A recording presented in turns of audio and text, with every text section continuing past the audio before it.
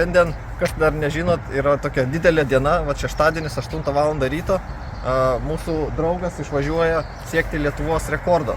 Ir jisai neįkaliųjų rekordą, ne šiaip savo. Jisai važiuos su savo dviračiu iš Klaipėdos į Vilnių ir per kelias dienas. Ir tai neturint realiai, nevaldant vienos rankos, vienos kojos po insulto, tai yra labai didelė užduotis. Pagalvokit, pavyzdžiui, apie save, kiek toli galit su dviračiu nuvažiuoti kilometrų, kol jums užpakalis nepradeda skaudėti.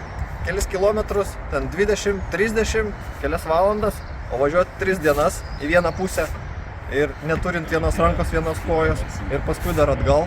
Tai jo, tai šiandien ryte jis išvažiuoja šeštadienį, pirmadienį žiūrėkite žinias, turėtų rodyti ar per pietus, ar vakare. Tai palinkėkim Gintui sėkmės. Iki. Sėkmės!